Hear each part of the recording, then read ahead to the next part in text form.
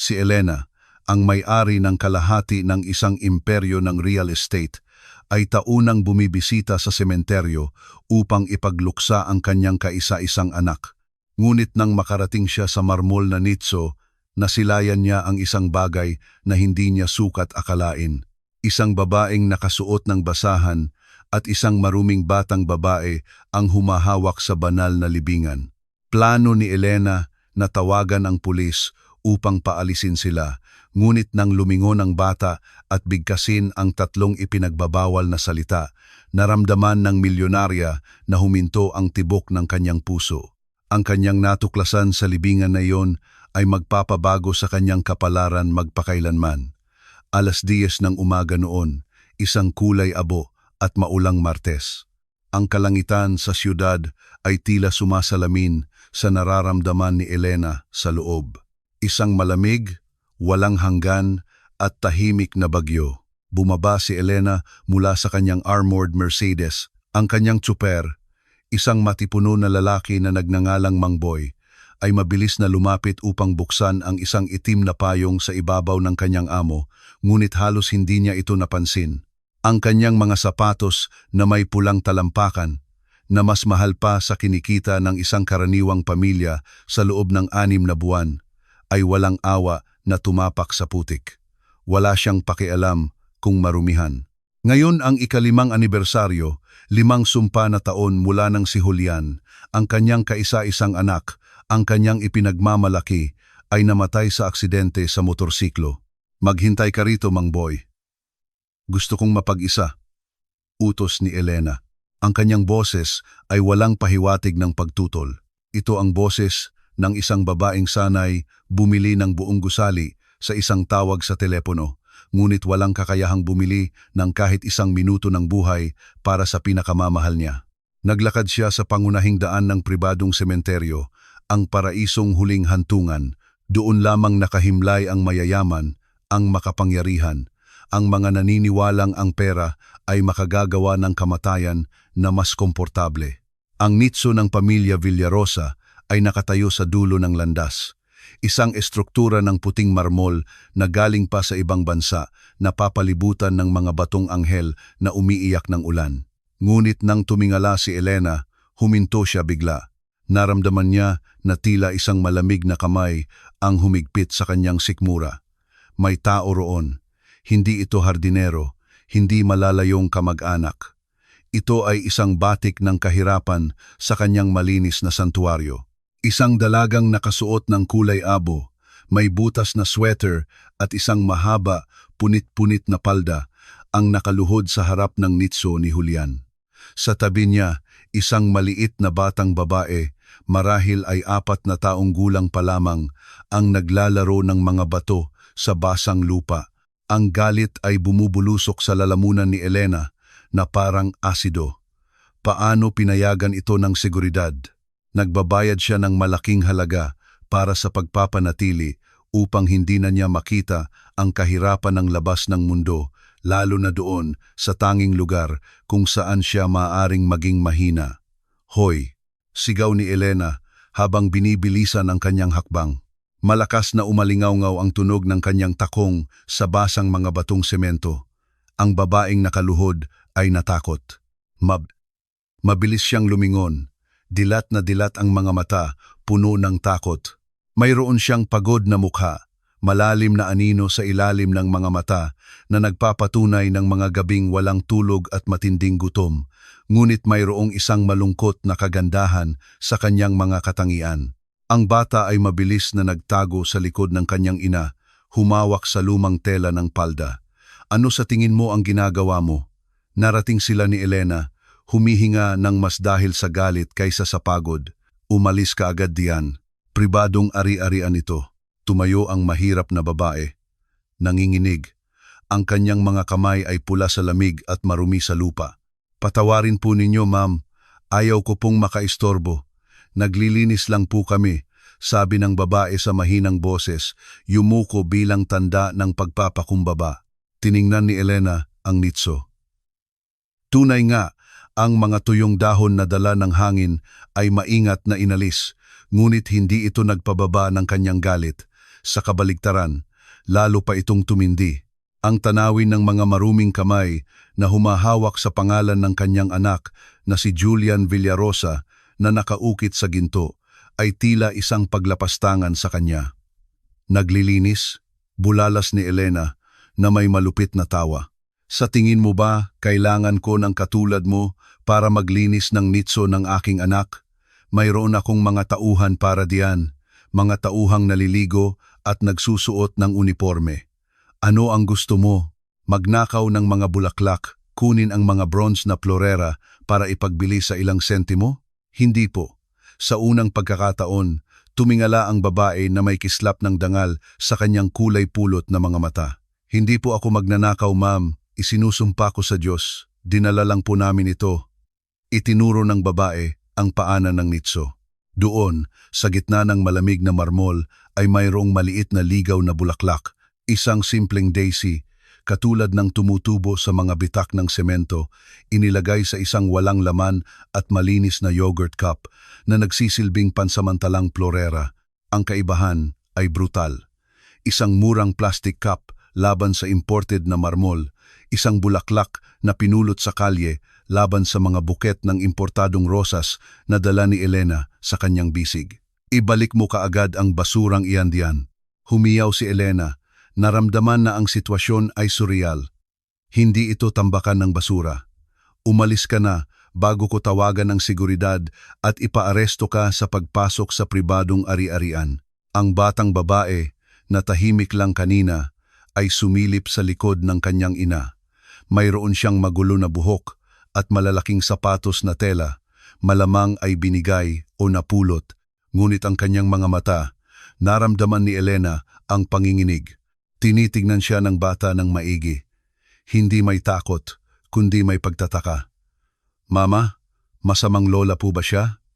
Tanong ng bata na may brutal na inosensya na tanging mga bata lamang ang mayroon. Ang katahimikan na sumunod sa tanong na iyon ay mas mabigat pa sa marmol na nitso. Ang ina ng bata ay namutla na parang papel at dahan-dahang tinakpan ang bibig ng maliit. Huwag, Sofia, huwag kang magsasalita ng ganyan. Patawarin po ninyo, ma'am. Hindi po niya alam ang sinasabi niya. Alis na po kami. Aalis na po kami. Ang babae ay nagmamadaling yumuko upang kunin ang yogurt cup at ang bulaklak. Sinisikap na burahin ang lahat ng bakas ng kanyang presensya. Nanginginig ang kanyang mga kamay kaya natapon ang tubig mula sa tasa sa kanyang sariling punit na sapatos. Teka! Sabi ni Elena. Lumabas ang salita sa kanyang bibig bago pa man ito maproseso ng kanyang utak. Ang sinabi ng bata ay tumama sa kanyang dibdib na parang martilyo. Masamang lola, si Elena ay maraming bagay. Matigas siya, malamig siya, mahigpit siya. Tinawag siya ng kanyang mga empleyado sa likod ng kanyang likod na ginang bakal, ngunit walang tumawag sa kanya na lola. Namatay si Julian na binata, walang anak. Ang kanyang angkan ay namatay, kasama niya sa basang daan na iyon, 5 taon na ang nakakaraan. Ano ang sinabi mo sa batang iyon? Tanong ni Elena na lumapit ng isang hakbang. Ang kanyang tono ay hindi na sigaw, kundi isang mahina at mapanganib na banta. Sino kayo, mga manloloko? Sinuri niyo ba ang buhay ko para lang lumapit at humingi ng pera, gumagawa ng mga kwento? Ang babae, na kinuha na ang bata sa kanyang bisig upang tumakas, ay huminto, na puno ng luha ang kanyang mga mata. Ayaw po namin ng pera ninyo, Ginang Villarosa. Alam ko po kung sino kayo. Alam ng lahat kung sino kayo, pero hindi niyo po alam kung sino ako, at mas mabuti na po iyon. Halika na, Sofia. Umalis ang babae at nagsimulang maglakad nang mabilis patungo sa isang side exit ng sementeryo ang ginagamit ng mga tauhan. Mang Boy, sigaw ni Elena patungo sa pangunahing pasukan. Kahit na malayo na ang super para marinig siya, kinuha niya ang kanyang cellphone na nanginginig ang mga kamay. Plano niyang tawagan ang seguridad. Plano niyang ipahinto sila sa gate. Walang sino man ang tumatalikod kay Elena Villarosa lalo na matapos magmungkahi ng ganitong kabaliwan. Ngunit pagkatapos ay may nangyari na nagpatigil sa daliri ni Elena sa screen ng telepono. Ang bata, mula sa balikat ng kanyang ina ay nagtaas ng maliit na kamay at kumaway sa nitso. "Paalam, Tatay Anghel," sigaw ng maliit sa kanyang matinis na boses at pagkatapos ay nagsimulang humuni. Hindi ito isang ordinaryong kanta. Hindi ito isang usong kanta mula sa radyo. Ito ay isang simple, paulit-ulit na melodiya, isang kakaibang paghuni. "Hush hush, mahal, tulog na." Nahulog ang telepono ni Elena sa lupa, tumama sa batong gilid na may tuyong tunog. Ang mundo ay tila umiikot sa paligid niya. Nawala ang tunog ng ulan. Narinig lamang niya ang paghuni na iyon sa kanyang ulo, ang kantang iyon, ang nakakatawang melodiya na iyon. Napunta si Elena sa nakaraang 25 taong gulang si Julian at hindi makatulog. Inimbento niya ang absurbong melodiya na iyon sa isang gabing lagnat. Hindi nila ito kailanman isinulat, hindi nila ito kinanta sa harap ng iba. Ito ang kanilang sekreto, ang sekreto ng isang ina at anak. Kinanta ito ni Julian kapag kinakabahan siya, kahit na matanda na siya, kapag akala niya ay walang nakikinig sa kanya. Paano nalaman ng punit-punit na batang babae na iyon ang lihim na oyayi ng kanyang namayapang anak? Teka, ang sigaw ni Elena ay nakakabingi. Hindi ito utos. Ito ay isang pakiusap na nagkukubli sa isang utos. Huminto ang babae, mga 20 metro ang layo. Hindi siya lumingon. Nakatayo siya ng walang kibo sa ulan. Mahigpit na niyakap ang bata na tila protektahan ito mula sa isang bala. Tumakbo si Elena. Tumakbo siya nang hindi pa niya nagagawa sa loob ng maraming taon. Nakalimutan ang disente, ang masakit na tuhod at ang kanyang mga designer na sapatos. Nakarating siya sa kanila at hinawakan ang braso ng babae. Ang basang tela ng sweater ay magaspang sa ilalim ng kanyang perpektong alaga na mga daliri. "Tumingin ka sa akin," humihingal si Elena na may nagkalat na makeup dahil sa ulan. "Saan mo nakuha ang kantang iyan? Sabihin mo." Dahan-dahang lumingon ang mahirap na babae, umiiyak na halo ang kanyang mga luha sa ulan. "Kinanta po niya iyan," bulong ng babae na may nanginginig na boses. "Kinanta po niya iyan sa tiyan ko, bago pa po siya ipanganak. Sabi niya po, iyan daw ang kanta na kinakanta sa kanya ng kanyang mama para paalisin ang mga halimaw." Naramdaman ni Elena na nawawalan siya ng hangin. Inilagay niya ang kamay sa kanyang dibdib. "Julian?" tanong niya sa mahinang boses. "Musika. Kilala mo si Julian?" Tumango ang babae. Yumuko ang tingin. "Nahihiya. Nagtrabaho po ako sa isang kainan malapit sa kanyang opisina, sa kainan na pinupuntahan niya tuwing umaga. Walang nakakaalam tungkol sa amin, ma'am. Natatakot po siya sa inyo." "Natatakot sa akin?" Umurong si Elena ng isang hakbang na tila sinampal. Sabi niya po, hinding-hindi niyo po tatanggapin ang isang waitress na hindi nakatapos ng high school, na may mga plano kayo para sa kanya, mga kasal sa mga anak ng mga kasosyo, kaya po kami nagkita ng patago. Tiningnan ni Elena ang bata, si Sofia. Ngayon na malapit na siya, nakita niya ito. Hindi lang ang mga mata, ito ang hugis ng baba. Ang maliit, natatanging umbok ng mga Villarosa. Ito ang paraan ng pagkunot ng kanyang noo. Eksakto tulad ni Julian kapag nalilito siya. Siya ay. Hindi matapos ni Elena ang kanyang pangungusap. Napakalaki nito, napaka-imposible. Ipinanganak po siya 6 na buwan matapos ang aksidente. Sabi ng ina, yakap ang bata sa kanyang dibdib. Nang mamatay si Julian, napag-isa ako. Tinanggal po ako sa trabaho dahil delikado ang pagbubuntis. Nawalan po ako ng tirahan, nawalan po ako ng lahat. "Bakit hindi ka lumapit sa akin?" tanong ni Elena. May halong takot at pagkalito. "Mayaman ako, matutulungan sana kita." Kadugo ko siya. Malungkot na ngumiti ang babae, isang mapait at masakit na ngiti. "Nasa inyo po ako, ma'am, sa inyong mansyon 1 linggo matapos ang libing, na may 3 buwang tiyan. Hindi niyo po naaalala." Kunot-noo si Elena, naghahanap sa kanyang alaala na nababalot ng sakit ng mga araw na iyon. Malabo niyang naaalala ang mga tao sa gate. Maraming tao, ang guwardiya, patuloy ng babae. Musika. Sinabi ko sa kanya na dala ko ang anak ni Julian. Tumawag siya sa intercom at kayo ang sumagot. Ang puso ni Elena ay bumibilis na parang baliw. Ano ang sinabi ko? Sinabi niyo po, sabihin mo sa oportunista na iyan na umalis. Patay na si Julian at ngayon lumalabas ang lahat ng daga upang humingi ng keso. Kung hindi siya aalis, pakakawalan ko ang mga aso. Tinapalan ni Elena ang kanyang bibig. Naaalala niya na sinabi niya ang ganoong bagay. Bulag siya sa sakit, puno ng pampatulog, kinamumuhian ang mundo.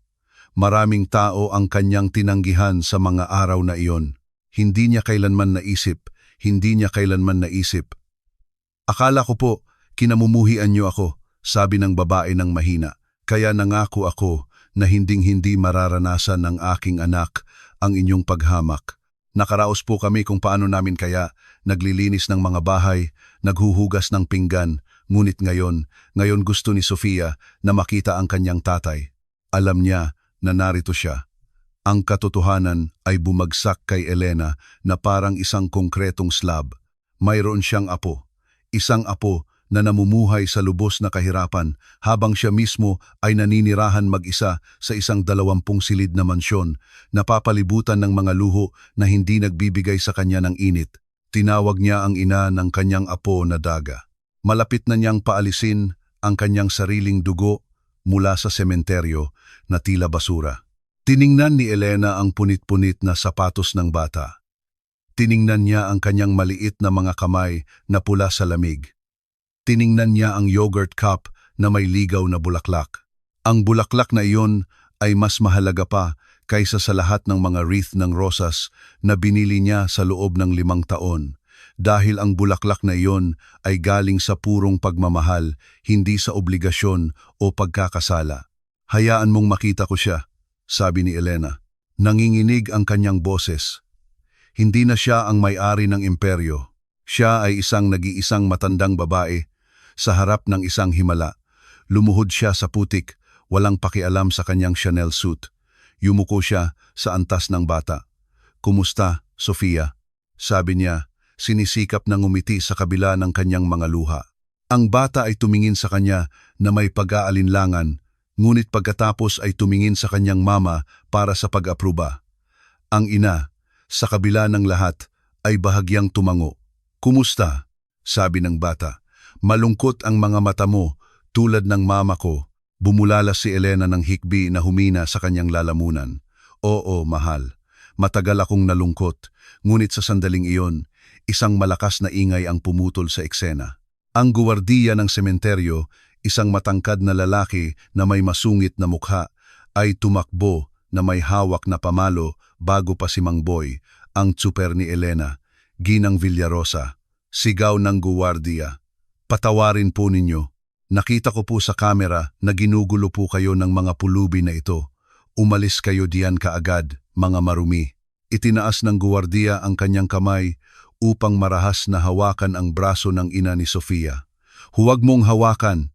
Napakalakas ng sigaw ni Elena kaya biglang huminto ang guwardiya, halos nadulas sa putik. Dahan-dahang tumayo si Elena. Nagbago ang kanyang postura. Hindi na siya ang babaeng binubugbog ng sakit. Ngayon, mayroon siyang layunin. Ang kanyang mga mata, na dating malabo, ay nagniningning na may malamig, kalkulado na galit. Ngunit ma'am, bulong ng guwardiya, ito po ay mga pulubi na dumudumi sa inyo, ang babaeng ito. Sabi ni Elena habang itinuturo ang ina ni Sofia na may matatag na daliri, ay ang aking manugang at ang batang ito ay ang aking apo, ang tanging tagapagmana ng kayamanan ng mga Villarosa.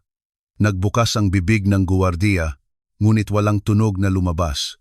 Nahulog ang payong mula sa kamay ni Mang Boy, ang tsuper.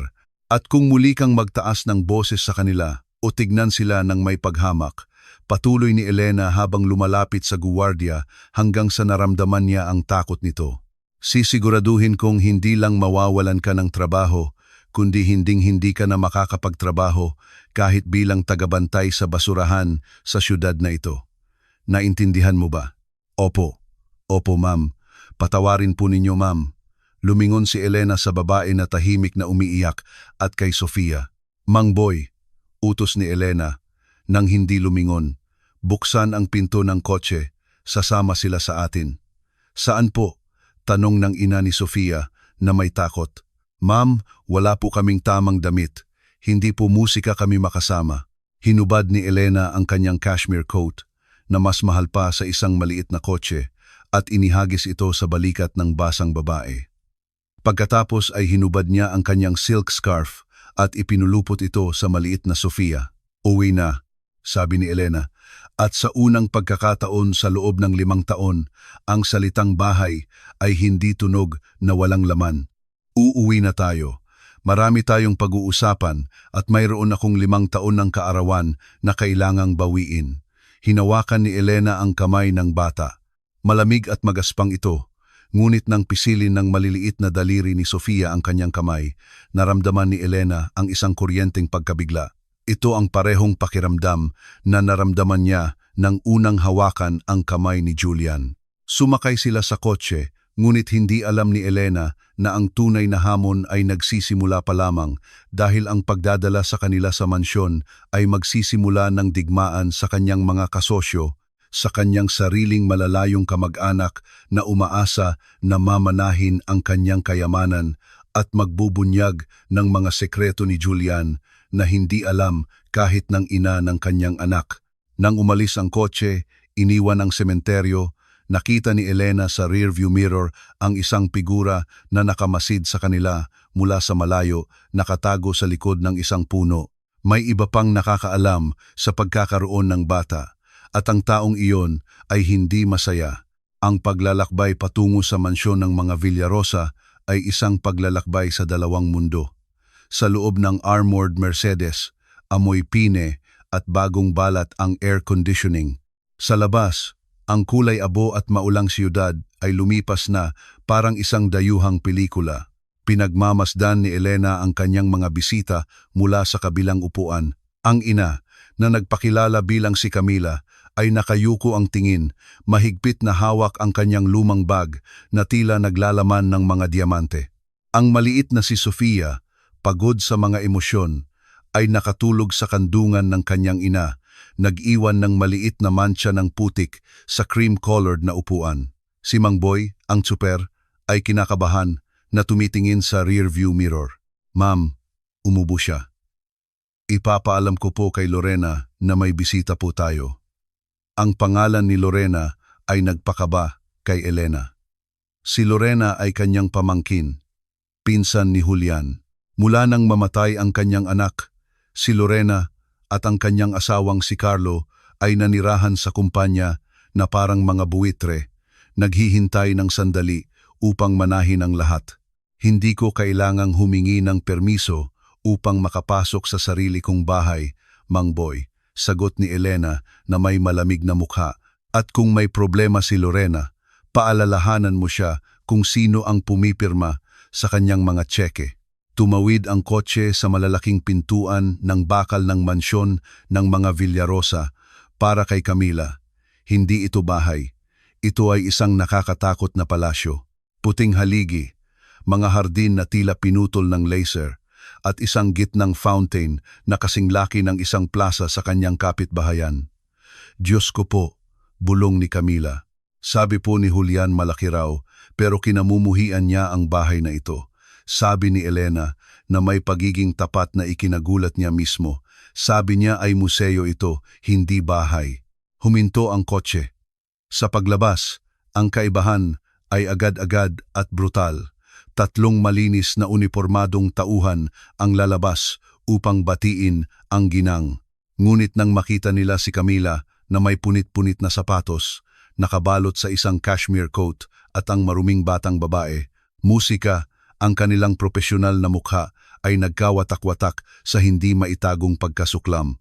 Manang Martha, tawag ni Elena sa mayordoma, isang istriktong babae na nagtatrabaho sa bahay sa loob ng 30 taon. Ihanda ang guest room, yung kulay asul, at gusto ko kaagad magdala sila ng mainit na pagkain, sopas, manok, sariwang prutas, lahat. Tinignan ni Manang Martha si Camila mula ulo hanggang paa. huminto sa putik sa kanyang mga binti. Ma'am, ang kwartong asul, iyon po ay para sa mga diplomatikong bisita. Binaba ni Manang Martha ang kanyang boses, nagulat. Ang mga taong ito ay kakatakutan ang lahat. Dapat po muna natin silang dalhin sa service area sa basement para isanitize sila. Naramdaman ni Elena ang suntok ng katotohanan. Iyan ang pagtingin ng mundo sa kanyang apo bilang salot. Manang Martha, ang boses ni Elena ay isang nakakamatay na bulong. Ang batang ito ay may mas malaking karapatan na narito kaysa sa iyo at sa akin. Kung marinig ko pang muli ang salitang paghamak, sisanti ka ng walang severance pay. Naiintindihan mo ba? Ihanda mo ang banyo sa aking suite. Ako mismo ang bahala sa kanila. Ang mga tauhan ay nagkalat na parang takot na langgam. Pinangunahan ni Elena si Camila at Sofia sa hagdan, nilagpasan ang mga oil painting ng mga ninuno ng mga Villarosa. Takot na takot si Camila sa lahat ng bagay, takot na hawakan ang mga dingding at madumihan ang mga ito. Sa pagpasok sa pangunahing banyo, isang espasyo ng marmol at gintong gripo na mas malaki kaysa sa buong apartment na tinitirhan ni Camila bago siya napalayas, nagsimulang umiyak ang batang ina. Ano ang nangyayari? Tanong ni Elena, nag-aalala, sinara ang pinto. May masakit ba sa iyo? Umiling si Camila, humihikbi, inilagay ang inaantok na si Sofia sa malambot na alpombra. Buwan na po kasing wala kaming mainit na tubig, ma'am. Naliligo po si Sofia sa malamig na tubig sa timba. Ang makita ito ay sobra na. Naramdaman ni Elena na nabiyak ang kanyang puso.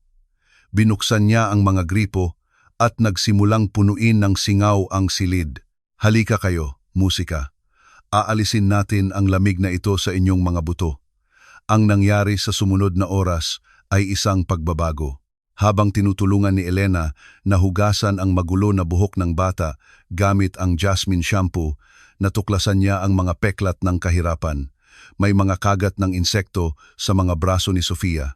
Napakapayat niya para sa kanyang edad. Nakikita ang kanyang mga tadyang, ngunit may iba pa siyang nakita. Nang hugasan ng tubig ang mukha ng bata, hindi maitatanggi ang pagkakahawig. May birthmark siya, sabi ni Elena.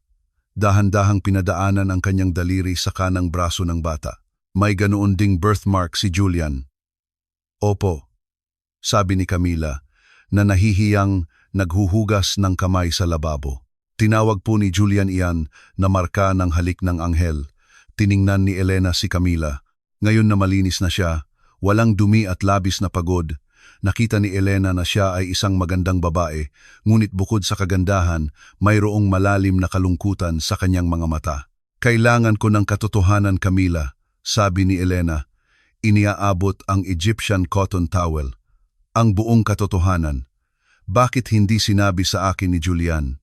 Naiintindihan ko na natakot siya sa reaksyon ko, ngunit ang pagtago ng pagbubuntis, ang pagtago ng kanyang anak ay hindi kanyang ugali. Mahal niya ang mga bata. Ipinulupot ni Camila ang sarili sa tuwalya at umupo sa gilid ng malaking bathtub. Naglalaro si Sofia sa bula, walang kamalay-malay sa pag-uusap ng mga matatanda. Hindi lang po dahil sa takot na tanggihan ninyo ako, ma'am. Pagtatapat ni Camila, binaba ang kanyang boses dahil po sa takot sa kanila. Sino? Kumunot noo si Elena. Sino ang sinasabi mo? May nadiskubre po si Julian sa kumpanya ilang linggo bago siya mamatay. Tungkol po sa mga account, tungkol po sa mga delikadong kasosyo. Sabi niya po sa akin, kung may makaalam na mayroon siyang kahinaan, isang babae at isang anak, gagamitin po nila kami upang puwersahin siya. Naramdaman ni Elena ang lamig na walang kinalaman sa temperatura. Ibig mong sabihin, ang aksidente? Hindi ko po alam, mabilis na putol ni Camila na may takot sa mga mata. Hindi ko po kailanman nalaman. Ngunit sa gabi bago siya mamatay, pumunta po siya sa bahay ko. Namumutla po siya. Binigyan niya po ako ng mga sobre. Sabi niya, kung may mangyari sa akin, huwag mong bubuksan ito. Maliban kung ito ay usapin ng buhay o kamatayan, at hinding-hindi ka lalapit sa pamilya ko. Maliban kung wala ka ng ibang pagpipilian. Nasa iyo ba ang sobreng iyon? Tanong ni Elena na biglang tumayo. Nasa akin po, Ngunit nang ako'y paalisin, 6 na buwan na ang nakakaraan, maraming gamit ko po ang nawala. Nakatago po ito sa isang locker sa terminal ng bus. Iyon na lang po ang natitira sa akin mula sa kanya. Nagsimulang maglakad-lakad si Elena sa banyo. Ang kanyang isip na negosyante ay nagsimulang magkonekta ng mga punto, musika. Napakakaba ni Julian sa mga nakaraang buwan. Marami siyang nakipagtalo sa kanyang pinsan na si Carlo. May mga audit na hindi nagtugma. Ma'am, sabi ni Camila, naparito po kami sa sementeryo ngayon dahil nagkasakit si Sofia noong nakaraang linggo. Mataas po ang kanyang lagnat. Akala ko po ay mawawala siya. At sa kanyang delusyon, tinawag niya ang kanyang tatay. Nangako po ako na kung gagaling siya, dadalhin ko siya upang makita siya. Ayaw ko po ng pera ninyo. Gusto ko lang tuparin ang aking pangako. Sa sandaling iyon, bumukas ang pinto ng silid nang may malakas na tunog ng walang katok. Lumabas si Elena sa banyo, sinara ang pinto sa likod niya upang protektahan ang privacy ni Camila.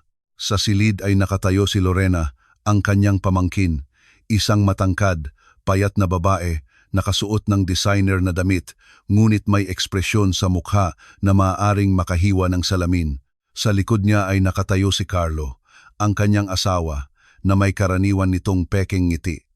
Tita Elena, sabi ni Lorena na nakakrus ang braso, sabi sa amin ni Manang Martha na nabaliw ka na. Totoo ba na nagdala ka ng mga pulubi sa bahay at pinapaligo mo sila sa banyo mo? Mga bisita ko sila, sagot ni Elena na umayos ng tayo. At ito ang aking bahay. Hindi ko matandaan na inanyayahan kitang pumasok sa aking silid, Lorena. Elena, pakiusap, putol ni Carlo na may protektibong tono. Naiintindihan namin na nag-iisa ka. Ang anibersaryo ng pagkamatay ni Julian ay laging nagpapahina sa iyo, ngunit ang pagpapapasok ng mga tao mula sa kalye ay delikado. Maaaring may sakit sila, maaaring mga magnanakaw sila, o mas masahol pa, mga espiya ng kompetisyon na nagkukubli. Ang pulubing iyan, sabi ni Elena na nilalasap ang bawat salita, ay ang ina ng aking apo. Ang katahimikan na sumunod ay lubos. Nawala ang ngiti ni Carlo. Namutla si Lorena. Ano? Bulalas ni Lorena na may kinakabahang tawa. Apo? Tita, walang anak si Julian. Niloloko ka. Musika. Ito ang pinakalumang trick sa mundo. Ang isang mahirap na babae ay naghahanap ng matanda, mayaman at nag-iisa. May mga mata siya ni Julian, sagot ni Elena. Mayroon siyang baba niya at alam niya ang mga bagay na tanging si Julian lamang ang nakakaalam. DNA test, sigaw ni Carlo, nawalan ng kontrol. Hinihingi ko ang DNA test kaagad.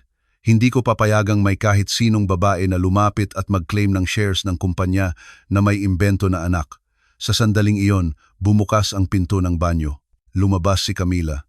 Nakasuot siya ng malaking silk robe ni Elena, ngunit naglalakad siya ng may bagong dignidad.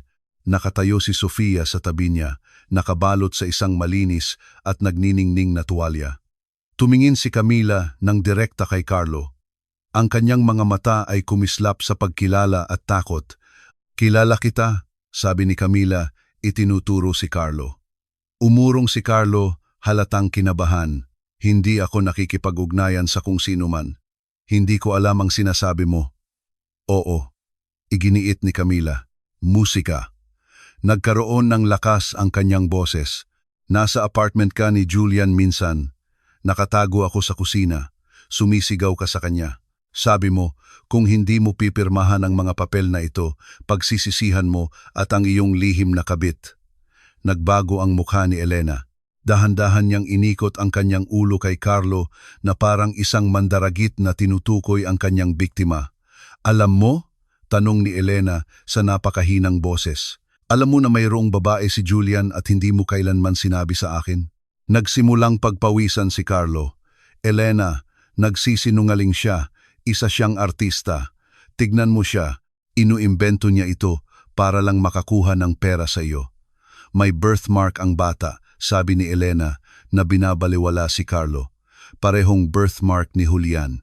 At kung alam mo ang tungkol sa kanyang lihim na babae, mas marami kang alam kaysa sa inamin mo sa investigasyon ng aksidente. Kalokohan ito, sabi ni Lorena na hinawakan ang braso ni Carlo. Uwi na tayo, tita.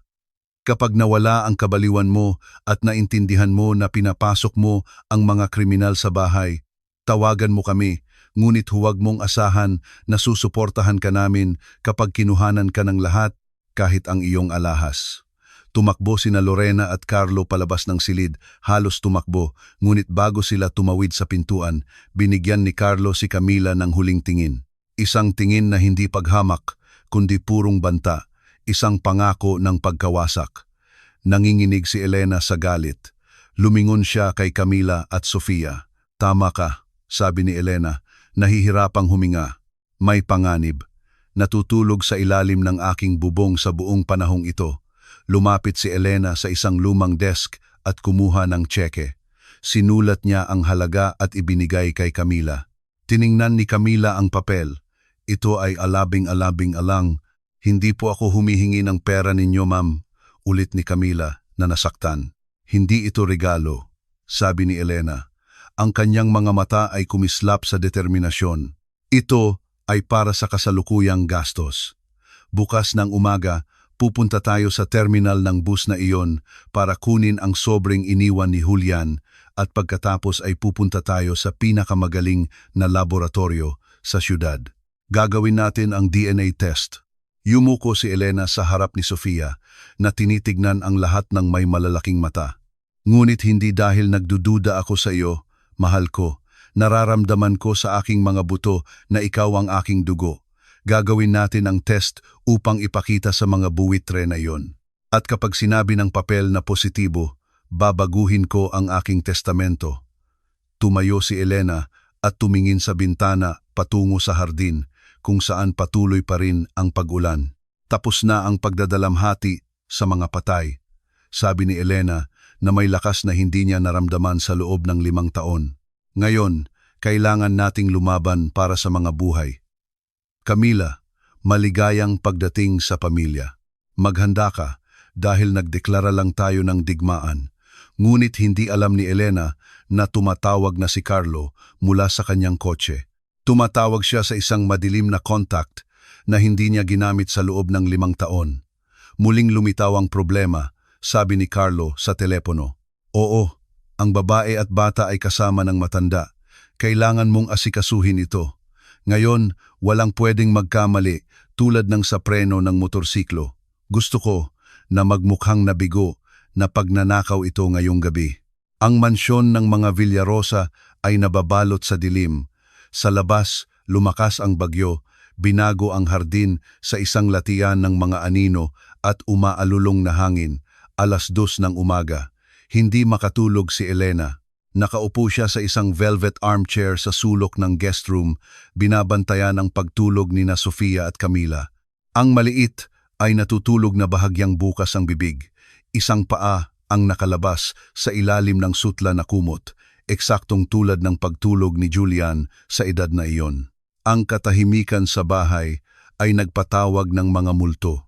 Ipinikit ni Elena ang kanyang mga mata at sa sandali ang amoy ng ulan at dampi mula sa kasalukuyan ay naging amoy ng tabako at lumang pabango ng kanyang namatay na asawa, ang ama ni Julian, ang taong bumuo ng imperyo na ito sa dugo at bakal.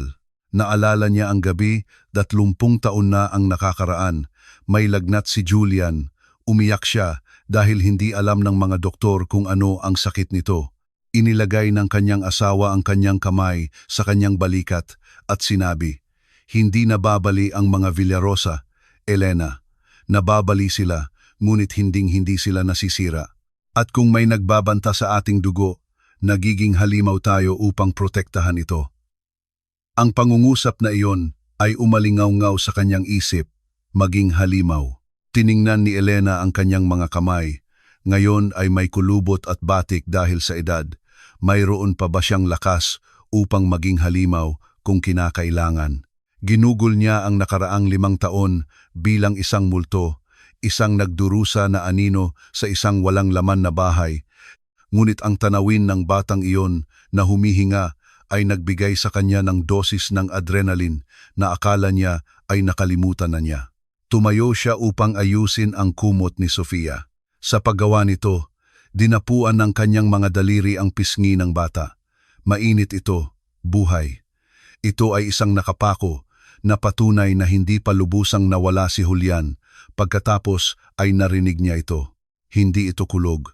Ito ay isang bagay na mas banayad, ang tunog ng isang tuyong sanga na natatapakan sa terrace sa ibaba. Pagkatapos ay ang hindi mapagkakamalang tunog ng kutsilyo sa salamin na dumulas sa bintana ng likod na pinto ng kusina. Ang puso ni Elena ay huminto ng isang segundo at pagkatapos ay nagsimulang tumakbo. Hindi gumana ang sistema ng alarma. Isa lamang ang ibig sabihin nito, mayroon ng isang tao ng susi o pinatay ito mula sa loob. Mabilis na kumilos si Elena. Ang kanyang mga taon ng sakit sa kasukasuan ay nawala sa ilalim ng bigat ng purong takot. Hindi takot para sa kanya, kundi para sa dalawang inosenteng buhay sa kama. Lumapit siya kay Camila at tinakpan ang kanyang bibig, bago dahan-dahang yugyugin ito. Dilat na dilat ang mga mata ni Camila, natakot. Shh! Bulong ni Elena sa tainga ng dalaga. Huwag kang mag-ingay, may tao sa bahay. Napuno ng takot ang mga mata ni Camila, ngunit tumango siya. Ang buhay sa kalye ay nagturo sa kanya na mabilis na mag-react sa panganib. Mga magnanakaw iyan, bulong ni Camila. Niyakap si Sofia upang gisingin ito nang hindi natatakot. Hindi, sabi ni Elena. Naalala ang galit na tingin ni Carlo at ang pag-uusap na naisip niya. Mas masahol pa, crack. Ang tunog ng pagbubukas ng pinto ng kusina sa ibaba ay umalingaw-ngaw sa katahimikan ng mansyon na parang putok ng baril. Malakas na mga hakbang. Hindi sila nagsisikap na maging tahimik. Mabilis sila. Alam nila kung saan sila pupunta. Pupunta sila dito, sabi ni Elena. Gumana ang kanyang isip ng buong bilis. Alam ba nila kung aling kwarto tayo? Ano ang gagawin natin? Musika. Nanginginig si Camila. Tatawag tayo ng pulis. Pinutol nila ang landline. Nakita ko sa ilaw ng telepono sa pasilyo at nasa baba ang telepono ko sa bag ko. Walang oras. Nasa hagdan na ang mga hakbang. Mayroon hindi bababa sa 3 lalaki. Brutal na tumatama ang mga sapatos sa marangal na kahoy. Tumakbo si Elena sa malaking built-in na cabinet sa silid. Hindi ito isang ordinaryong cabinet. Ang bahay ay itinayo ng lolo ni Julian sa magulong panahon ng politika. Tulungan mo akong ilipat ito. Utos ni Elena. Itinutulak ang mabigat na mahogany chest of drawers na nakatayo sa walk-in closet. Si Camila, na tinutulak ng adrenaline, ay nagtulak ng may nakakagulat na lakas kung titingnan ang kanyang kapayatan. Sa likod ng aparador, ang isang kahoy na panel ay may maliit, halos hindi nakikitang bitak. Pinindot ni Elena ang kanyang hinlalaki sa isang partikular na lugar na mukhang buhol sa kahoy. Isang mekanikal na click ang narinig at bumukas ang panel, nagbubunyag ng isang madilim at makitid na daanan. Ang orihinal na panic room ng bahay. Nakalimutan ng lahat, kahit nina Carlo at Lorena, na hindi kailanman nag-abala upang malaman ang kasaysayan ng pamilya. Pasok kayo, sigaw ni Elena. Sa sandaling iyon, bumukas ang pinto ng pangunahing silid sa isang sipa. Malakas na bumagsak ang kahoy. 3 lalaking nakaitim, nakabalot ng balaklava at may baseball bat, at ang isa ay may nakakasilaw na mahabang kutsilyo ang pumasok sa silid. Ayan, sigaw ng isa na may magaspang na boses. Itinuro ang walk-in closet kung saan tinatapos ni Elena ang pagtulak kay Sofia. Isara ang panel, sigaw ni Elena kay Camila.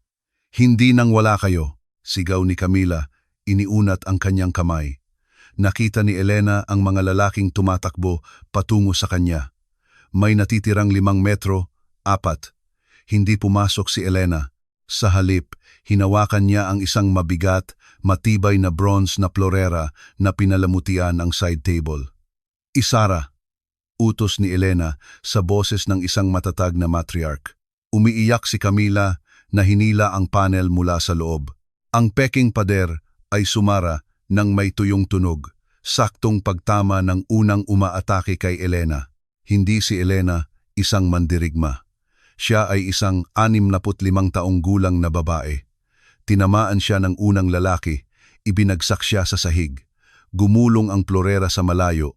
Naramdaman ni Elena ang matinding sakit sa kanyang balakang nang tumama siya sa alpombra, ngunit mas malakas ang protektibong likas na ugali kaysa sa sakit. Nasaan sila?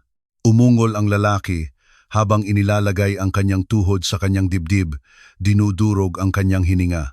Alam namin na narito ang bata at ang ina. Dumura si Elena sa mukha ng lalaki na nakabalot ang mukha.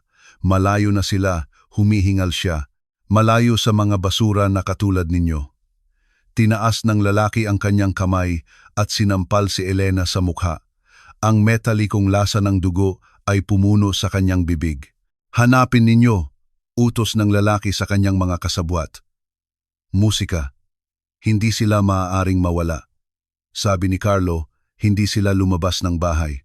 Carlo, iyon ang kumpirmasyon. Hindi ito pagnanakaw, ito ay isang pagpatay. Ang kanyang sariling pamangkin ang nagpadala ng mga mamamatay tao upang patayin ang isang 4 na taong gulang na bata at ang kanyang ina upang protektahan ang pamana. Ang galit na naramdaman ni Elena ay parang bulkan, mas malakas kaysa sa takot, mas malakas kaysa sa pisikal na sakit. Nagsimulang hampasin ng isa sa mga lalaki ang mga dingding ng walk-in closet. Boss, mukhang walang laman dito. Basagin mo iyan, utos ng humahawak kay Elena. Nakita ni Elena na itinaas nila ang mga baseball bat laban sa kahoy na panel sa likod kung saan nagtatago ang kanyang manugang at apo. Narinig niya ang naibunang sigaw ni Sofia mula sa kabilang panig. Hindi. Si Elena, humuhugot ng lakas mula sa kung saan, ay kinalmot ang mga mata ng lalaking humahawak sa kanya. Sumigaw siya at hinawakan ang kanyang mukha. Binitawan siya ng 1 segundo. Gumulong si Elena sa sahig, hindi patungo sa pinto, kundi patungo sa nightstand. Binuksan niya ang ilalim na drawer. Doon, nakatago sa ilalim ng peking velvet na ilalim, ay ang lumang baril ng kanyang asawa. Isang relikya mula sa World War II. Hindi niya alam kung gagana ito, hindi niya alam kung ang katimpong taong gulang na bala ay puputok, ngunit ito ay iyon o ang pagkamatay ng kanyang angkan. Ang paghaharap at desisyon. Nakagawa na ang mga lalaki ng butas sa kahoy na panel. Isang kamay na may guwantes ang sumusundot upang buksan ang mekanismo mula sa loob. Narinig ang mga sigaw ng takot ni na Camila at Sofia. Hoy! Sigaw ni Elena mula sa sahig. Ang 3 lalaki ay lumingon. Hawak ni Elena ang baril ng 2 kamay, nanginginig ng husto, ngunit tinutok sa dibdib ng lider. Umalis kayo diyan sa pinto. Tumawa ang lider. Isang pangit at walang laman na tawa. Matandang baliw, wala kang lakas ng loob. Ibigay mo iyan bago mo masaktan ang sarili mo. Lumapit siya ng isang hakbang na may kutsilyo sa kamay. Musika. Naisip ni Elena si Julian. Naisip niya kung paano niya ito mailigtas. Naisip niya ang miserable na buhay na naranasan ni na Camila at Sofia dahil sa kanyang kasalanan, dahil sa kanyang pagtanggi. Ito ang kanyang ikalawang pagkakataon. Binibigyan siya ng Diyos ng pagkakataon upang iligtas ang kanyang anak sa pamamagitan ng kanyang apo. Ang lalaki ay lumapit ng isang hakbang. Sinabi ko sa iyo na ibigay mo ang baril. Nakakabingi ang putok sa saradong silid. Niyugyog ng baril ang mga kamay ni Elena, tinamaan ang kanyang masakit na braso. Huminto ang lalaki na may ekspresyon ng lubos na pagkagulat sa ilalim ng balaklava. Tiningnan niya ang kanyang braso kung saan nagsimulang magbago ng kulay pula ang itim na tela. Bumagsak siya sa kanyang mga tuhod. Ang 2 natitirang lalaki ay natigilan. Hindi sila umasa ng paglaban. Hindi sila umasa na ang ginang bakal ay may tunay na bakal sa kanyang mga ugat. Ang susunod ay sa ulo, sigaw ni Elena. Hindi na nanginginig ang kanyang boses. Ito ang boses ng isang leona na nasa bitag. Umalis kayo dito o papatayin ko kayong lahat. Mula sa malayo, nagsimulang marinig ang mga tunog ng sirena. May nakarinig ng putok ng baril. O baka bumalik na si Mang Boy. Ang dalawang nabigong lalaki ay tumingin sa kanilang sugatang lider. Tiningnan nila ang umuusok na baril ni Elena at gumawa ng mabilis na desisyon. Takbo. Hinawakan nila ang braso ng sugatan at kinaladkad ito. Tumakbo pababa ng hagdan, nag-iwan ng bakas ng dugo sa Persian rug. Hawak ni Elena ang baril na nakatutok sa walang laman na pinto sa loob ng 1 minuto, humihinga ng mabigat hanggang sa narinig niya ang kotse na umandar sa graba at umalis. Saka lamang niya ibinaba ang baril. Dahan-dahang bumukas ang lihim na panel. Lumabas si Camila na namumutla na parang kandila. Bitbit si Sofia. Nakita si Elena sa sahig na may duguan ang mukha at may baril sa kamay. Tumakbo si Camila sa kanya. Ginang Elena, bumagsak si Camila sa tabi niya, sinusuri ang kanyang mga sugat. Diyos ko po, dumudugo kayo. Binitawan ni Elena ang baril at tumingin kay Camila. Pagkatapos ay tumingin siya kay Sofia, na tahimik na umiiyak, yakap sa leeg ng kanyang ina. Iniunat ni Elena ang kanyang duguan na kamay at hinaplos ang buhok ng bata. Wala. Humihingal si Elena na may luha ng kaginhawaan na dumadaloy sa kanyang mukhang sugatan. Walang makakasakit sa kanila muli. Isinusumpa ko sa libingan ng aking anak. Umiiyak si Camila na niyakap ang matandang milyonarya at sa malamig na sahig na iyon, napapalibutan ng pagkawasak, dugo at basag na salamin, ganap na nawala ang hadlang sa lipunan sa pagitan nila. Hindi na sila isang milyonarya at isang pulubi. Sila ay dalawang ina. Sila ay pamilya na nabuo sa apoy ng kaligtasan. Pagkaraan ng ilang minuto, ang mga asul na ilaw ng pulisya ay bumaha sa silid sa pamamagitan ng basag na bintana. Si Mang Boy, ang tsuper, ay tumakbo na sinundan ng 2 armadong pulis. "Ma'am!" sigaw ni Mang Boy, natakot sa nakita. "Dumating po ako pagkakita ko sa booth na patay ang ilaw." "Ngunit Mang Boy," sabi ni Elena, hinayaan ang mga rescuer na gamutin siya. "Huwag kang magsabi ng anuman tungkol kay Carlo." "Hindi pa." Tiningnan ni Camila si Elena na nalilito. Ngunit siya ang nagpadala sa kanila. Sinabi nila, "Alam ko," bulong ni Elena, habang nilalagyan siya ng benda sa noo. "Ngunit kung akusahan natin siya ngayon, magtatago siya, gagamitin ang kanyang mga abogado, sisirain ang mga ebidensya. Hindi, lalaruin natin ang kanyang laro." Tumayo si Elena sa tulong ng isang paramedic. Sa kabila ng suntok, mas maliwanag ang kanyang tingin kaysa kailanman. Maniniwala siya na nabigo tayo, na ito ay isang ordinaryong pagnanakaw, at kapag nagtiwala siya, kapag naisip niya na nanalo na siya, sisirain natin siya. Lumingon siya kay Camila. "Kailangan mong maging malakas, anak. Bukas ay nagsisimula ang isang bagong buhay, ngunit nagsisimula din ang pangangaso. Kasama ka ba sa akin?" Tiningnan ni Camila ang kanyang anak, pagkatapos ay ang baril sa sahig, at sa wakas ay ang matigas na tingin ng kanyang biyenan. "Kasama po ako sa inyo," sabi ni Camila ng matatag, hanggang sa huli. Nang dalhin si Elena sa ospital para sa check-up, at sina Camila at Sofia sa isang mahigpit na binabantayang hotel na pag-aari ng kumpanya sa kabilang bahagi ng syudad, tumunog ang telepono. Sinagot ni Carlo sa unang ring. "Tapos na," sabi ng nagbagong boses. "Nagkaroon ng komplikasyon. Ang matanda ay may baril.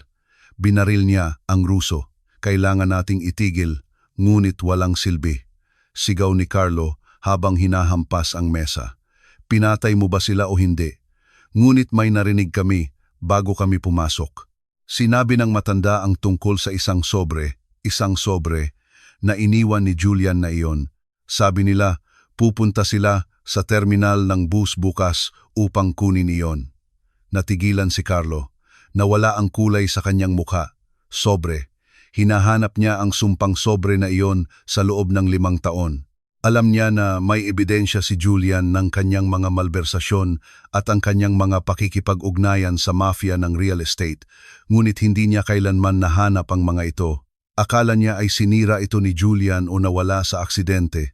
Kung mayroon ang mga babae ng sobre, hindi lang mawawala ang kanyang mana, kundi mapupunta siya sa bilangguan habang buhay. O mas masahol pa, Papatayin siya ng kanyang mga kasabwat sa mafia upang patahimikin siya.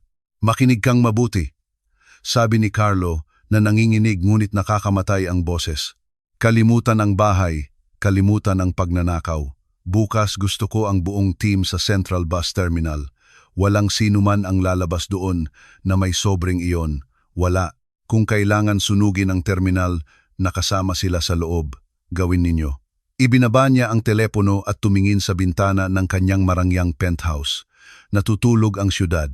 Walang kamalay-malay sa digmaan na magsisimula sa kanyang mga kalye. Kinabahan na, ngumiti si Carlo. Tita Elena, gusto mong maglaro ng masayang pamilya. Ngayon makikita mo kung ano ang mangyayari kapag kinalaban mo ang may-ari ng laro. Ang apartment sa binabantayang hotel ay isang marangyang bunker, ngunit ang hangin ay makapal tulad ng sa isang selda. 8:00 ng umaga. Tumingin si Elena sa salamin, ngunit hindi niya makilala ang babaeng nakatingin sa kanya. May benda siya sa kanyang noo na nakatago sa ilalim ng isang murang woolen hat. Hindi niya suot ang kanyang Chanel suit, kundi punit-punit na maong at isang malaking jacket na nakuha ni Mang Boy, ang kanyang tsuper, sa night market. Hindi po ba kayo mukhang kayo, Ginang Elena? Sabi ni Camila mula sa pintuan. Siya rin ay nagbago, ngunit para kay Camila, ang mga damit na iyon ay kanyang pang-araw-araw na uniforme ng digmaan. Lumingon si Elena. Naramdaman na mahina nang wala ang kanyang sandata ng haute couture. Iyan ang punto, hindi ba? Sagot ni Elena na may pagkunot ng noo. Kung may mga tao si Carlo na nagbabantay sa terminal ng bus, hahanapin nila ang isang milyonarya at ang kanyang tumakas na manugang. Hindi nila hahanapin ang 2 cleaning lady na papunta sa morning shift. Lumapit si Camila at, nang may tapang na wala siya noong nakaraang araw, inayos ang kwelyo ng jacket ni Elena. Kailangan ninyong maglakad ng iba, turo ni Camila. Naglalakad kayo na tila kayo ang may-ari ng lupa na inyong tinatapakan, nakataas ang baba. Ganoon kayo madidiskubre sa 1 segundo. Kumunot noo si Elena. Paano ako maglalakad? Pakiusap, maglakad kayo na tila humihingi kayo ng tawad sa pag-ukupa ng espasyo, sabi ni Camila na may kalungkutan. Nakayuko ang mga balikat, nakatingin sa lupa. Mabilis ang mga hakbang, ngunit tahimik. Ganoon kami naglalakad, kaming mga invisible ma'am. Ganoon kami nakakaligtas. Naramdaman ni Elena ang bukol sa kanyang lalamunan. Ang aral na ito sa kaligtasan ay mas masakit pa kaysa sa suntok sa kanyang ulo. Musika. Ito ang katotohanan na naranasan ng kanyang apo sa loob ng 4 na taon. Turuan mo ako, sabi ni Elena nang may pagpapakumbaba. Sa susunod na 20 minuto, natuto ang milyonarya ng sining ng panlipunang invisibility. Natuto siyang yumuko, itago ang kanyang mukha, magdala ng plastic bag na tila naglalaman ng mga kayamanan. Si Sofia ay naiwan sa pangangalaga ni Mang Boy at ng 2 pinagkakatiwalaang guwardiya sa hotel. Napakadelikado na dalhin siya. Ang pamamaalam ay nakasakit ng puso. Babalik kami, mahal ko, pangako ni Elena habang hinahalikan ang noo ng bata. At pagbalik namin, walang sinuman ang makapaghihiwalay sa atin. Lumabas sila ng hotel sa service door, sumakay sa isang lumang taxi sa halip na sa armored Mercedes. Ang kanilang destinasyon, ang Central Bus Terminal, ang lugar kung saan naghihintay na mahukay ang nakaraan ni Julian. Ang terminal ay isang kaguluhan ng ingay, amoy ng gasolina at desperadong sangkatauhan. Naramdaman ni Elena ang isang biglaang takot. Nakita ang sarili na napapalibutan ng napakaraming tao, nagtutulakan at sumisigaw na mga nagtitinda sa kalye. Sa kanyang nakaraang buhay, hinding-hindi niya tatapakan ang lugar na iyon nang walang bodyguard na nagbubukas ng daan. Huwag mong bitawan ang kamay ko, bulong ni Camila. Inakay siya ng mahusay sa gitna ng maraming tao. At huwag kang tumingin sa sinuman sa mata. Naglakad sila patungo sa baggage section. Malakas na tumibok ang puso ni Elena sa kanyang tadyang. Bawat lalaki na may leather jacket ay tila mamamatay tao ni Carlo sa kanya. Bawat random na tingin ay tila banta sa kanya. Musika. Ayan sila, sabi ni Camila. Huminto bigla sa likod ng isang konkretong haligi na puno ng graffiti. Maingat na sumilip si Elena. Sa harap ng isang hilera ng kalawangin na metal na locker ay nakatayo ang dalawang lalaki. Wala silang ginawa kundi nagmamasid. Ang isa sa kanila ay may kamay sa sling. Siya iyan, bulong ni Elena. Naramdaman na nilalamig ang kanyang dugo. Ang binaril ko kagabi. Hindi nagsinungaling si Carlo. Ipinadala niya ang buong team niya. Binabantayan nila ang mga locker. Ang paglapit ay pagpapakamatay. Hindi tayo makakadaan, sabi ni Elena na desperado. Kung makita nila tayo, papatayin nila tayo dito sa gitna ng maraming tao. Hindi pakialam ng mga taong iyon sa mga saksi. Hindi po namin kailangan ng lakas, ma'am, sabi ni Camila na may kakaibang kislap sa kanyang mga mata. Kailangan po natin ng gulo. Tumingin si Camila sa paligid at lumiwanag ang kanyang mga mata nang makita ang isang grupo ng mga tao na nakaupo sa lupa sa isang liblib na sulok, napapalibutan ng mga karton at mga asong kalye. Hintayin mo ako rito, sabi ni Camila, at alang-alang sa Diyos, huwag kang magtaas ng ulo. Nakita ni Elena si Camila na lumapit sa grupo ng mga walang tirahan.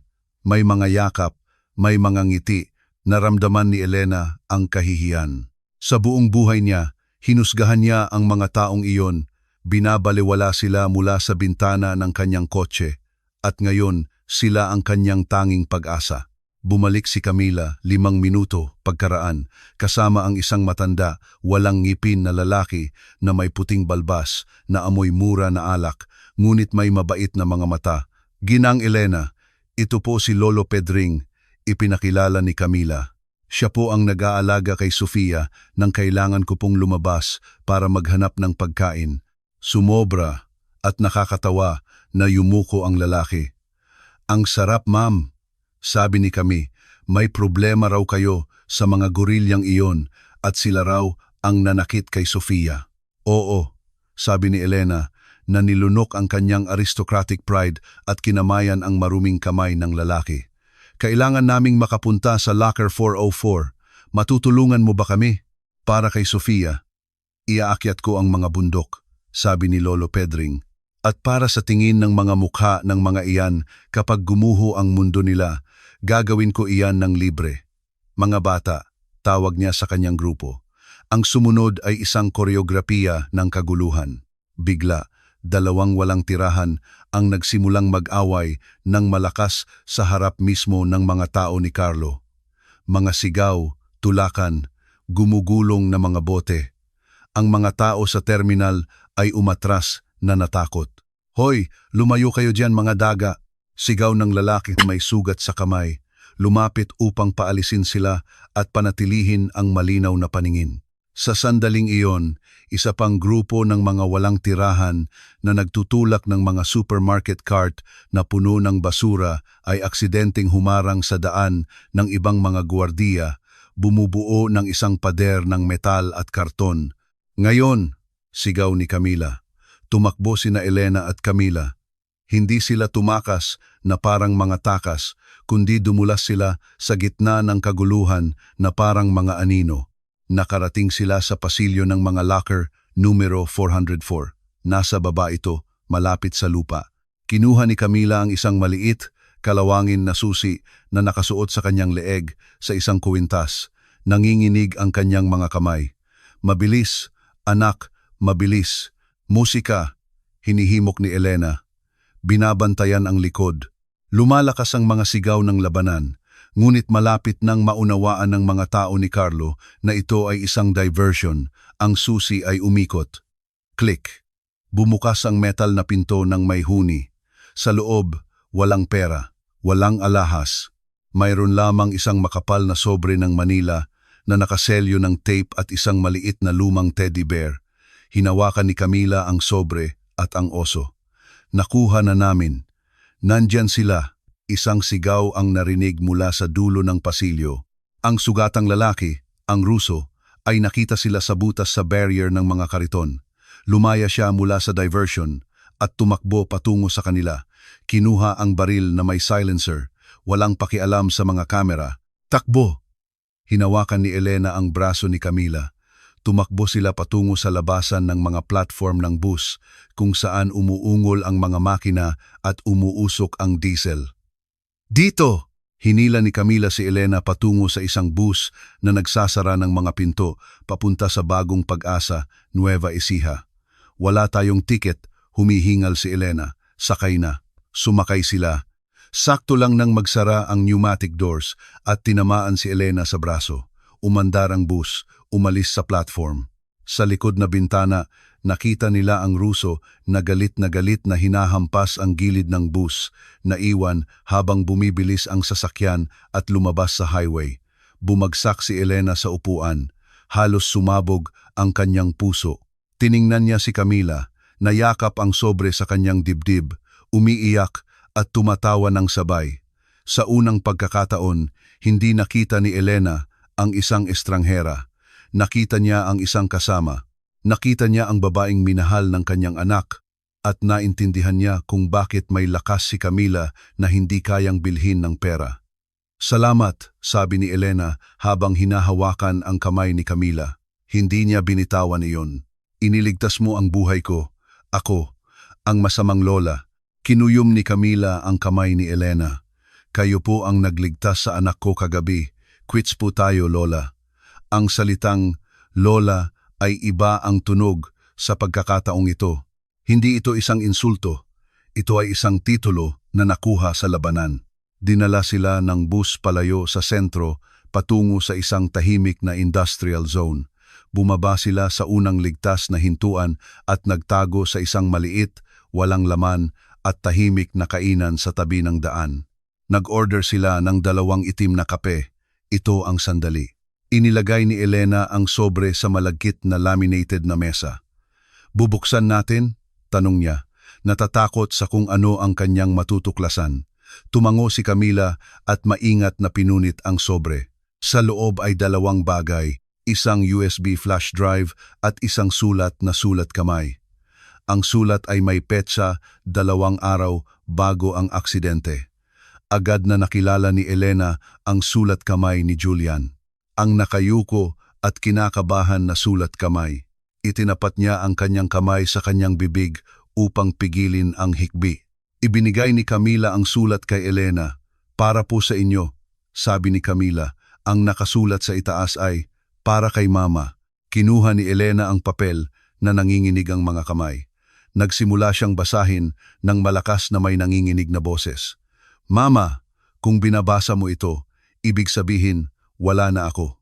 At kung binabasa mo ito, sana ay dahil nagkaroon si Camila ng tapang na hanapin ka at ikaw naman ay may puso na pakinggan siya.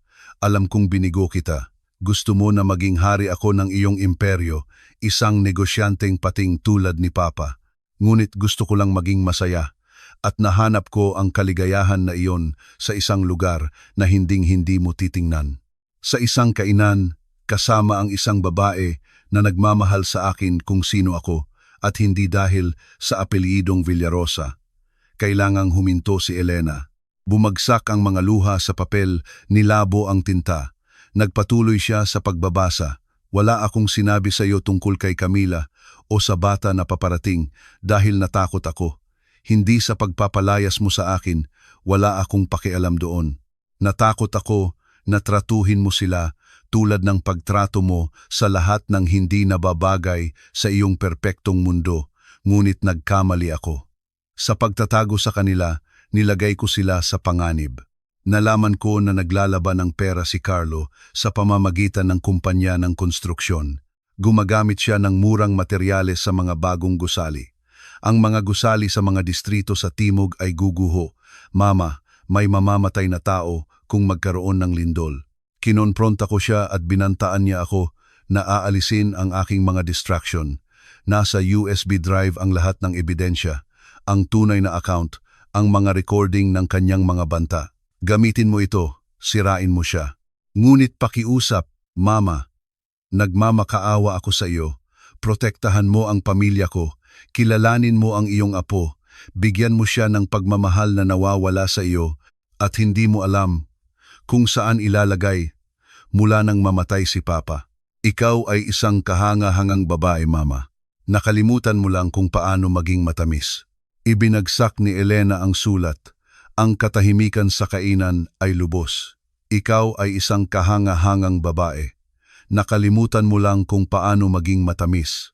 Ang pangungusap na iyon ay tumama sa kanya ng mas malakas kaysa sa anumang bala. Ginugol niya ang 5 taon, kinamumuhian ang mundo. Iniisip na ang kanyang anak ay namatay dahil sa kapabayaan, samantalang sa katotohanan, namatay siya bilang isang bayani. Sinusubukang protektahan ang mga inosente mula sa korupsyon ni Carlo. At siya, bulag, ay iniwan ang pamilya ng bayaning iyon sa kalye. Patawarin mo ako, bulong ni Elena habang nakatingin kay Camila. Patawarin mo ako ng labis, anak ko. Patawarin mo ako sa bawat minuto ng 5 taong iyon. Patawarin mo ako sa gutom na inyong tiniis, sa lamig. Tumayo si Camila mula sa kabilang dulo ng mesa at niyakap si Elena. Isang tunay na yakap, matatag, mula sa anak patungo sa ina. Sabi po sa akin ni Julian, matigas kayo. Sabi ni Camila sa tainga ni Elena, ngunit sabi din po niya, kung may makapasok sa inyong puso, ipagtatanggol ninyo ang inyo laban sa lahat. At tama siya. Pinunasan ni Elena ang kanyang mga luha, isinilid ang sulat sa kanyang bulsa malapit sa kanyang puso. Pagkatapos ay kinuha niya ang USB flash drive at kinuyom ito sa kanyang kamao hanggang sa pumuti ang kanyang mga buko. Nagbago ang kanyang tingin. Ang kalungkutan ay napalitan ng malamig, kalkulado at nakakamatay na determinasyon. Bumalik ang ginang bakal, ngunit sa pagkakataong ito, may puso siya, mayroon tayong ebidensya, sabi ni Elena. Nakuha muli ng kanyang boses ang tono ng utos. Mayroon tayong mga bank records, mayroon tayong mga banta. Gusto ni Carlo ng digmaan, kaya bibigyan natin siya ng apokalipsis.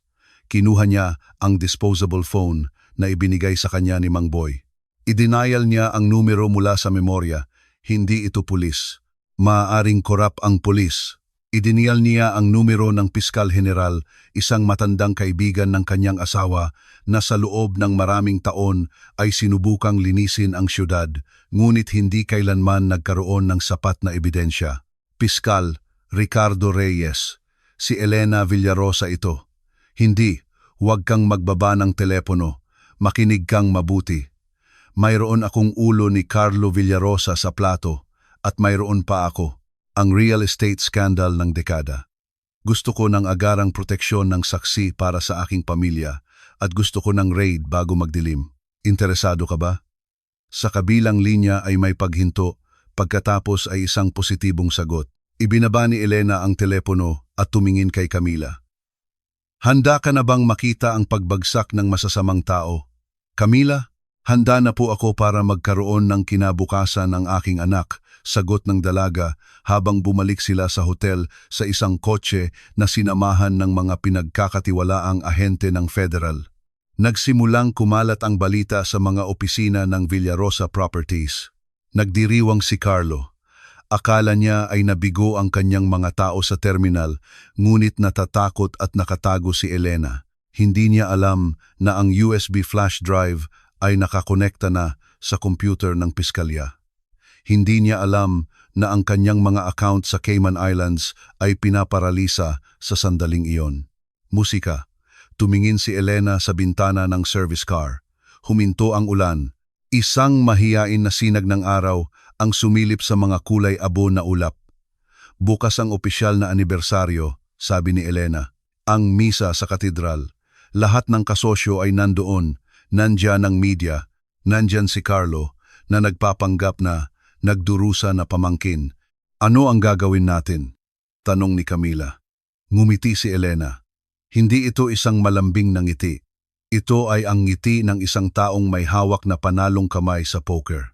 Pupunta tayo sa misang iyon. Ikaf, ako at si Sofia. Papasok tayo sa pangunahing pinto, nang walang disguise, nang walang takot, at hahayaan natin ang mundo na makita kung sino ang tunay na pamilya ng mga Villarosa at kung sino ang kriminal. Handa na ang senaryo para sa huling pagtutuos.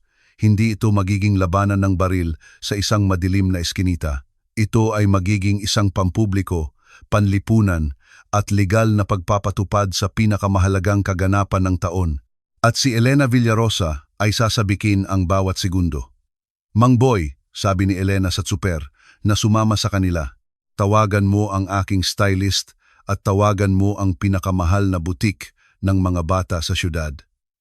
Hindi pupunta ang aking apo sa simbahan na nakasuot ng basahan. Pupunta siya na nakasuot bilang isang prinsesa.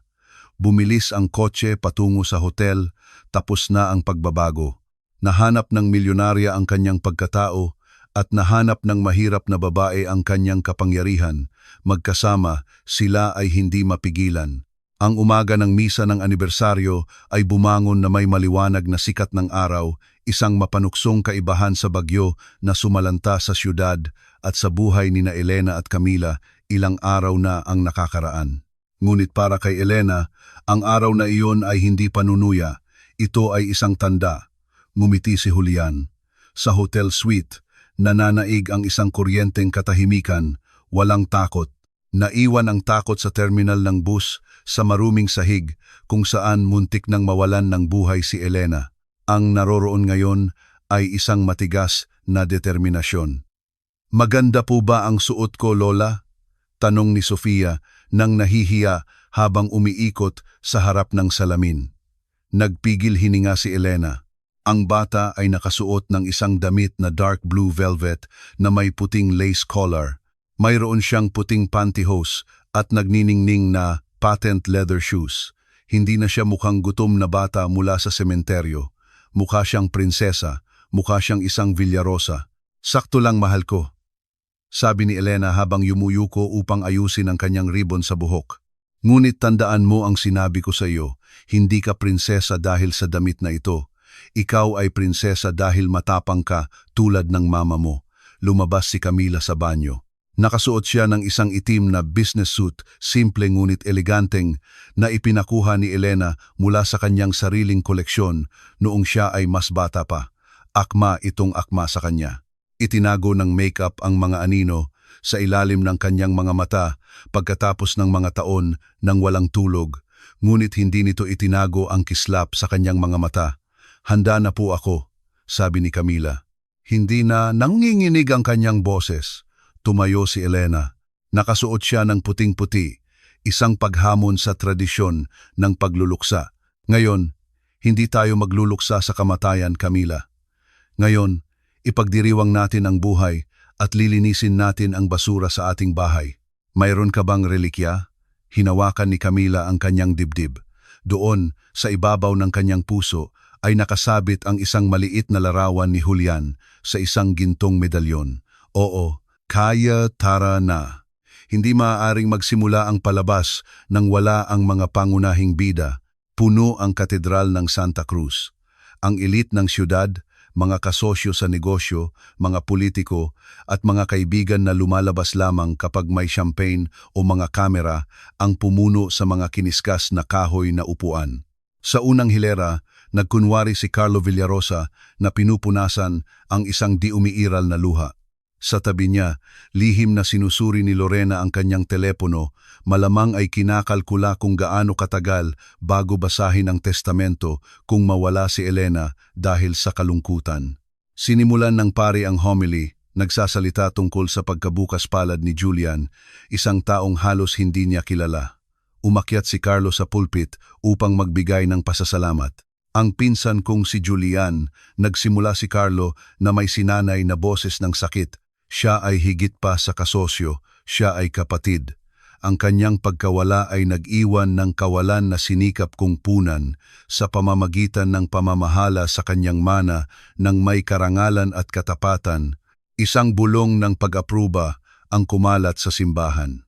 Sa sandaling iyon, ang pangunahing pintuan ng katedral, ang malalaking pakpak ng kahoy na may 5 metro ang taas, ay bumukas ng malawak na may malakas na tunog na umalingaw-ngaw sa pangunahing pasilyo. Dumagsa ang sikat ng araw sa loob, binulag ng panandalian ang mga naroroon. Sa pintuan ay lumitaw ang mga silweta, 3 figura.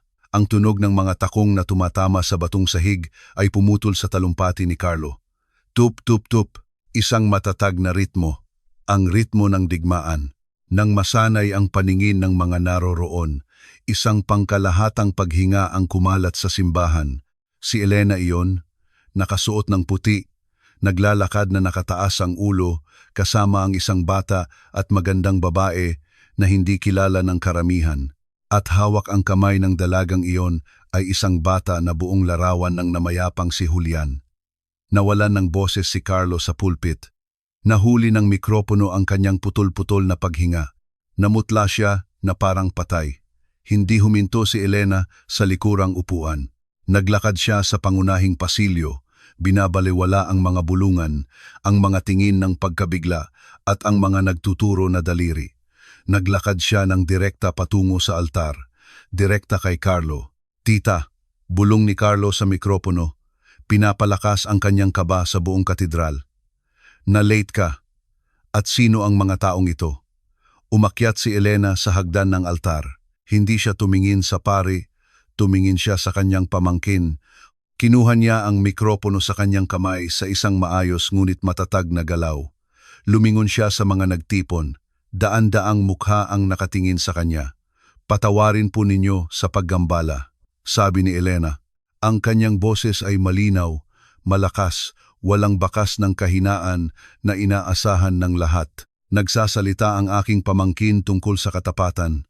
Nagsasalita siya tungkol sa karangalan. At sa tingin ko, ito ang perpektong sandali upang magsalita tungkol sa katotohanan. Sinubukan ni Carlo na lumapit. Elena, kinakabahan ka. Pakiusap, bumaba tayo. Tinaas ni Elena ang kanyang kamay, pinatigil siya. Ipinapakilala ko sa inyo si Camila, sabi ni Elena. Itinuro ang kanyang manugang na matatag na nakatayo sa paanan ng hagdan. Ang asawa ng aking anak at si Sofia, ang aking apo, anak ni Julian. Isang pagsabog ng sigaw ang pumuno sa simbahan. Nagalit si Lorena, tumayo mula sa kanyang upuan. Kasalanan! Sigaw ni Lorena mula sa unang hilera. Manloloko iyan, kasinungalingan. Malungkot na ngumiti si Elena. Kasinungalingan ang nabuhay tayo sa loob ng 5 taong ito. Kasinungalingan na namatay si Julian sa isang aksidente. Ang katahimikan na bumaba sa katedral ay parang sa libingan. Maririnig ang pagbagsak ng isang karayom. Pinatay si Julian. Patuloy ni Elena habang nakatingin ng direkta sa takot na mga mata ni Carlo. Pinatay siya dahil nadiskubre niya na gumagamit ka ng mga depektibong materyales sa mga konstruksyon sa mga distrito sa Timog. Mga materyales na binili mo, Carlo, upang ilipat ang milyon-milyon sa mga account sa ibang bansa. Musika, baliw ka, sigaw ni Carlo, namumula sa galit, nakalimutan ang kanyang papel bilang nagdurusa na pamangkin. Palayasin ninyo siya dito. Seguridad. Hindi kailangan ng seguridad, sabi ni Elena nang mahinahon. Kailangan ng hustisya.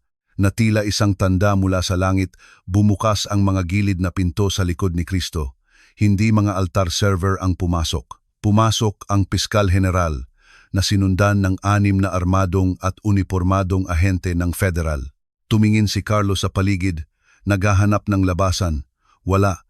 Carlo Villarosa, sabi ng piskal.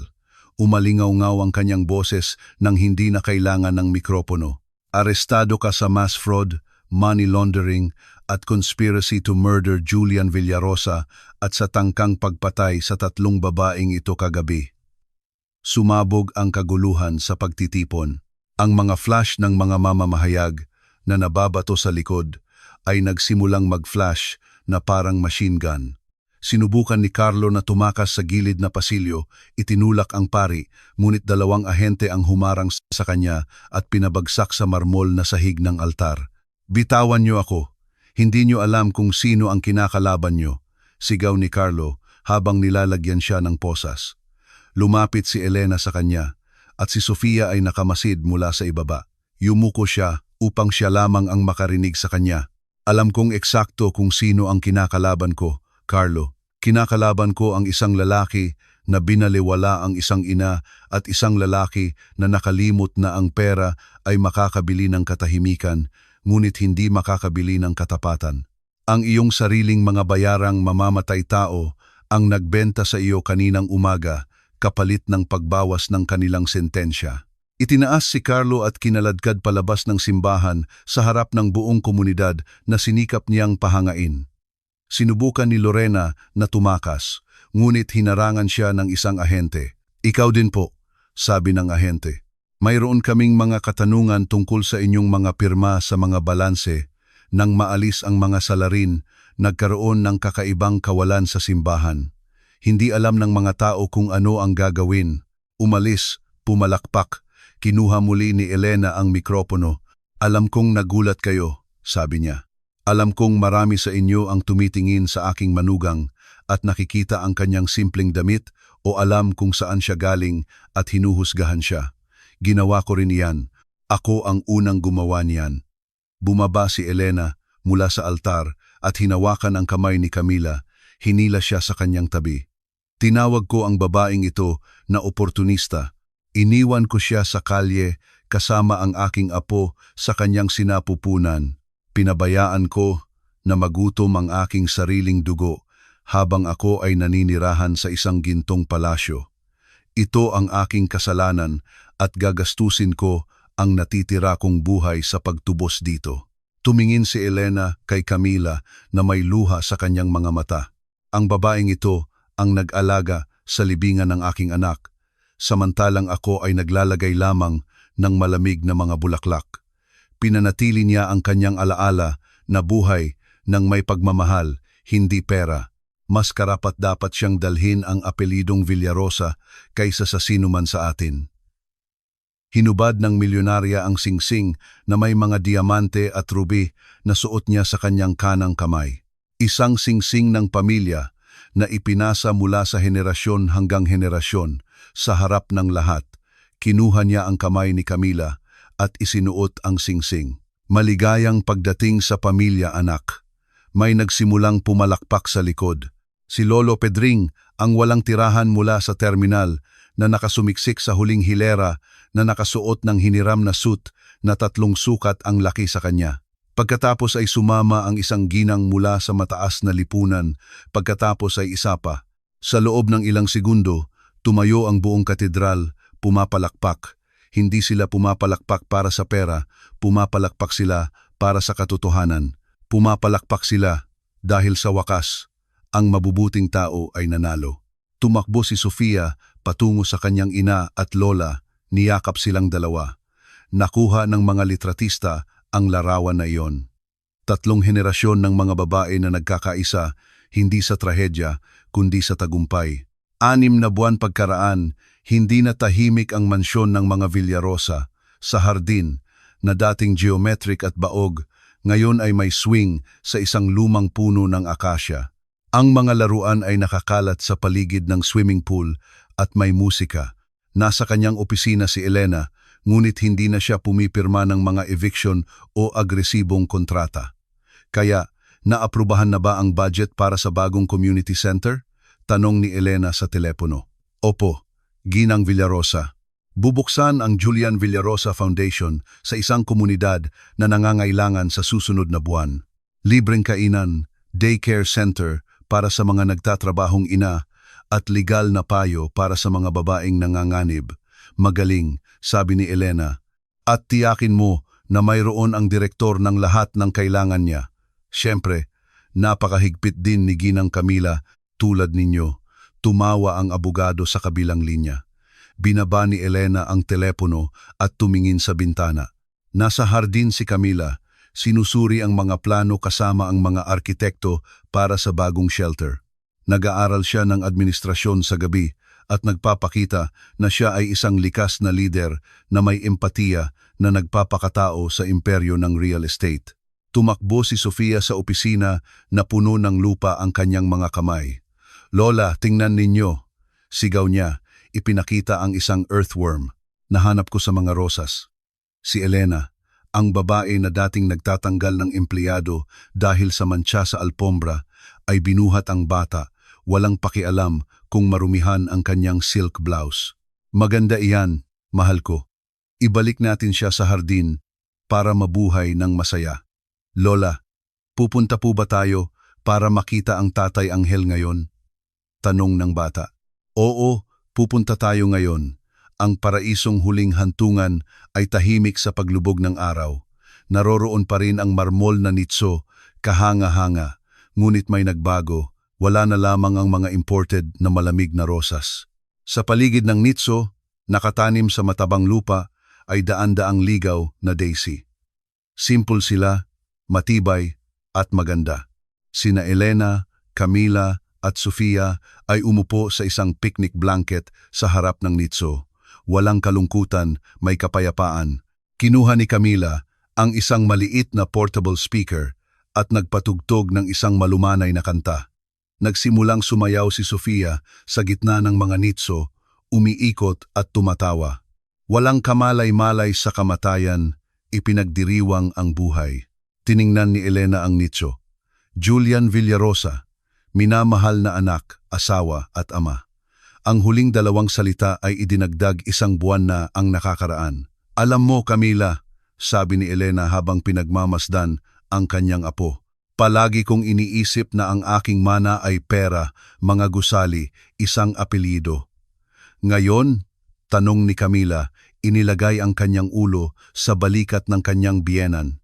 Ngayon, alam ko na ang aking mana ay ito. Itinuro niya si Sofia na sumasayaw sa gintong liwanag ng araw. Ang aking mana ay natuto akong magmahal sa tamang panahon. Salamat sa hindi mo pagsuko sa akin, Camila. Salamat sa pagbabalik mo sa aking buhay. Ngumiti si Camila at hinawakan ang kamay ni Elena. Salamat po, Lola, sa pagbigay ninyo sa amin ng kinabukasan. Ang kamera, ang aming nagkukwento na paningin, ay dahan-dahang lumayo, lumilipad sa kalangitan. Ipinapakita ang 3 babae na magkasama, maliit sa harap ng lawak ng tadhana, ngunit higante sa kanilang pagkakaisa. Ang huling larawan ay hindi ang mansyon, hindi ang pera, o ang bilangguan kung saan nabubulok si Carlo. Ang huling larawan ay isang simpleng yogurt cup. Ngayon ay gawa sa purong ginto, diskretong inilagay sa paanan ng nitso, hawak ang isang sariwa at walang hanggang daisy. Minsan, ang tunay na kayamanan ay hindi nasa kung ano ang mayroon ka sa bangko, kundi nasa kung sino ang kasama mo kapag dumating ang bagyo. Muntik nang mawala kay Elena Villarosa ang lahat dahil sa pagmamataas, ngunit sa pamamagitan ng pagpapatawad, nakuha niya ang isang buong universo dahil hinding-hindi pa huli ang lahat upang ayusin ang nasira. At hinding-hindi pa huli ang lahat upang sabihing maligayang pagdating sa bahay.